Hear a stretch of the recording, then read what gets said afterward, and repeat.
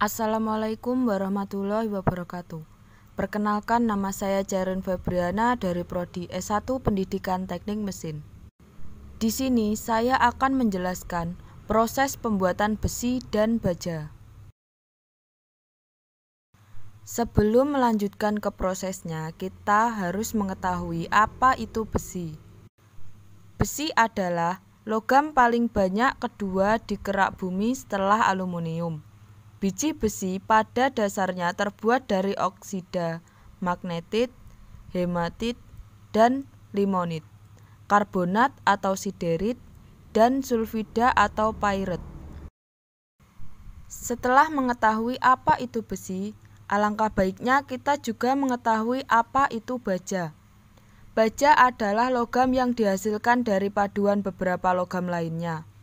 Logam paduannya bisa berupa besi, karbon, mangan, fosfor, belerang, silikon, serta sebagian kecil dari aluminium, nitrogen, dan oksigen.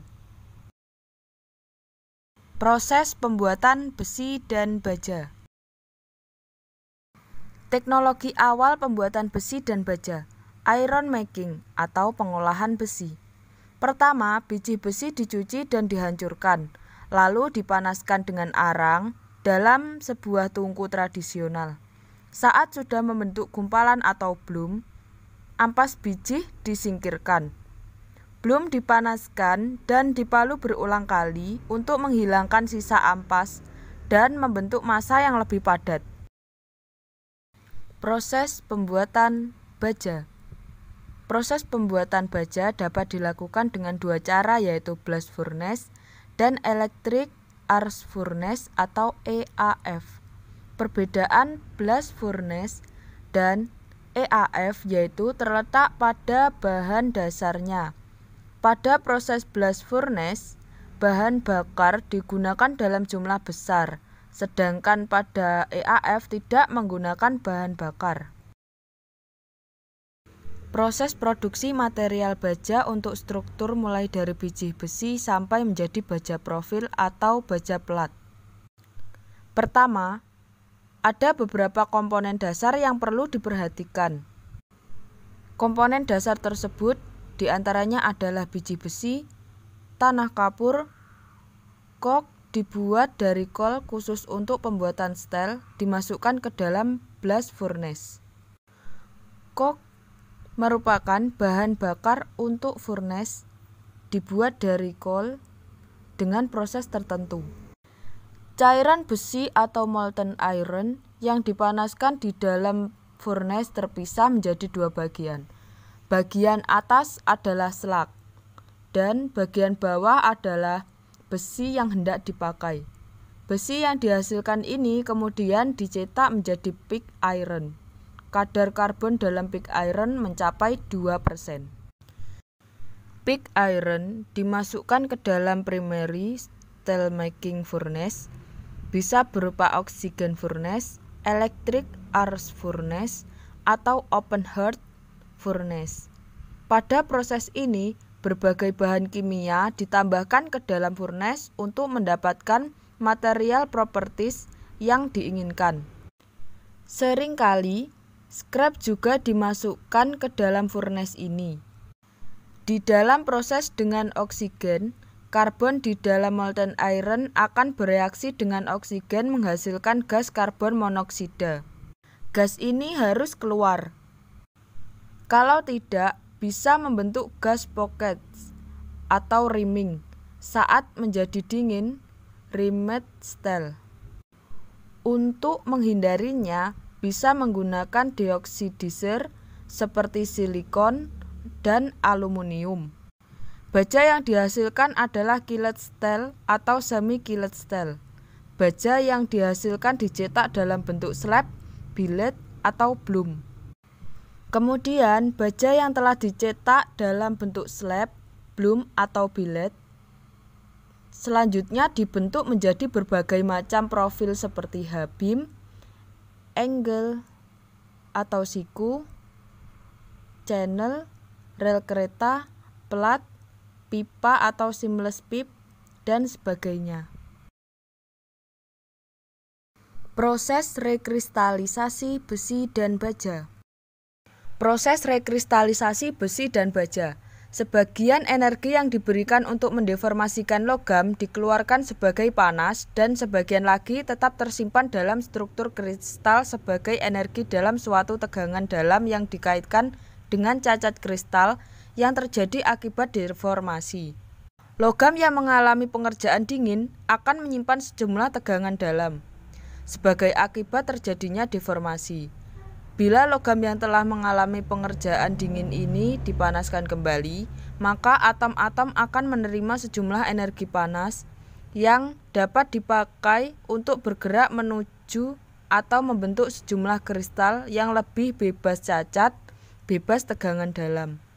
Peristiwa perubahan yang terjadi selama proses pemanasan kembali dapat dibagi menjadi 3 tahap, yaitu recovery, rekristalisation, dan grain growth.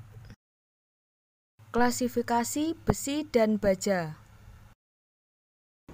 Klasifikasi besi. Pertama ada besi cor kelabu, warna patahan kelabu, bentuk grafit serpih. Kedua ada besi cor putih, warna patahan putih, fasa karbon sebagai sementit. Ketiga ada besi cor nodular, warna patahan kelabu, bentuk grafit bulat, sifatnya lunak. Keempat ada besi cor bintik, intermediate antara besi cor kelabu dan putih. Kelima ada besi cor cil, warna patahan sebagian putih, sebagian lagi kelabu. Yang terakhir ada besi cor mampu tempa atau malleable cast iron. Hasil laku panas besi cor putih, bentuk grafit bulat dan bersifat lunak atau daktil. Klasifikasi baja, ada baja karbon, baja konstruksi, dan baja perkakas. Baja karbon. Baja karbon dibagi menjadi 3, yaitu baja karbon rendah, baja yang mengandung karbon antara 0,10 sampai dengan 0,30%.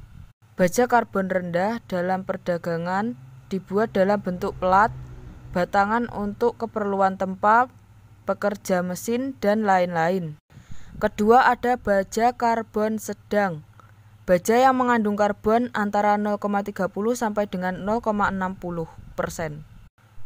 Baja karbon sedang dalam perdagangan biasanya digunakan sebagai alat-alat perkakas, baut, poros engkol, roda gigi, ragum, pegas, dan lain-lain.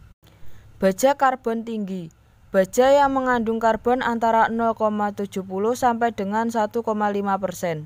Baja karbon tinggi banyak digunakan untuk keperluan pembuatan alat-alat konstruksi yang berhubungan dengan panas yang tinggi atau dalam penggunaannya akan menerima dan mengalami panas. Misalnya, landasan, palu, gergaji, pahat, kikir, mata bor, bantalan peluru, dan sebagainya. Baja konstruksi juga dibagi menjadi 3. Pertama, baja konstruksi umum. Perpaduan antara baja karbon dan baja kualitas tinggi. Banyak digunakan pada konstruksi bangunan gedung, jembatan, poros mesin, dan roda gigi. Kemudian ada baja otomat. Baja otomat terdiri atas baja kualitas tinggi yang tidak dipadu dan baja kualitas tinggi paduan rendah dengan kadar belerang yang tinggi. Selanjutnya ada baja cast hardening. Baja cast hardening diperoleh dengan menaruh baja lunak di antara bahan yang kaya dengan karbon dan memanaskannya hingga di atas suhu kritis atasnya, 900 sampai 950 derajat Celcius, dalam waktu yang cukup lama untuk mendapatkan lapisan permukaan yang banyak mengandung karbon. Baja perkakas. Baja perkakas banyak digunakan untuk bahan membuat perkakas, misalnya stempel, kaliber, serta alat-alat potong. Kegunaan besi dan baja dalam dunia industri. 1. Bahan baku pembuatan kerangka mesin. 2. Bahan baku pembuatan knalpot. 3. Bahan baku untuk membuat kerangka kendaraan bermotor. 4. Sebagai bahan pembentukan bodi mobil. 5. Bahan untuk membuat mesin pabrik. 6. Bahan untuk membuat perkakas. Penamaan baja sesuai dengan standarisasi. Pertama ada SNI atau Standar Nasional Indonesia. Struktur penamaan SNI berupa kode SNI, nomor unik, nomor bagian, dan nomor seksi serta tahun penetapan. Selanjutnya ada JIS, Japanese Industrial Standard. Ketentuannya diawali dengan SS atau G yang diikuti dengan bilangan yang menunjukkan kekuatan tarik minimum dalam kilogram per milimeter kuadrat. Diawali dengan S dan diikuti dengan bilangan yang menunjukkan komposisi kimianya. Untuk golongan stainless steel, biasanya menggunakan grade dari ASTM dengan menggunakan kode huruf SUS diikuti dengan kode angka sesuai dengan IC atau SAE. Deutsches Institut für Normung. Ketentuan diawali dengan ST dan diikuti bilangan yang menunjukkan kekuatan tarik minimumnya. Kedua, diawali dengan ST dan diikuti bilangan yang menunjukkan komposisi kimianya. Ketiga, baja paduan tinggi sebelum angka pertama diberi huruf X, angka sesudahnya menunjukkan kadar karbon, dan angka di belakang nama unsur paduan langsung menunjukkan persentasenya. IC atau SAE, American Iron and Steel Institute. Ketentuan pertama, dinyatakan dengan 4 atau 5 angka. Kedua, angka kedua menunjukkan kadar unsur paduan untuk baja paduan sederhana dan modifikasi jenis baja paduan yang kompleks. Ketiga, paduan angka atau 3 angka terakhir menunjukkan kadar karbon per 100%. Keempat, bila terdapat huruf di depan angka, maka huruf tersebut menunjukkan proses pembuatan bajanya. ASTM atau American Standard Testing and Material. Standar ASTM terdiri dari huruf diikuti nomor. Penamaan ini umumnya mengacu pada produk baja tertentu. Bisa dilihat dari contoh penamaan tersebut. A untuk ferrous metal 582 adalah urutan nomor yang tidak memiliki hubungan dengan sifat metal. M adalah metrik. 95 adalah tahun adopsi atau revisi terakhir. B menunjukkan revisi ketiga. 2000 menunjukkan tahun disetujui. Grade 303 SE adalah grade baja, di mana SE menunjukkan penambahan unsur selenium. Demikian yang dapat saya sampaikan. Apabila ada kekurangan, mohon dimaafkan. Sekian dari saya. Terima kasih. Wassalamualaikum warahmatullahi wabarakatuh.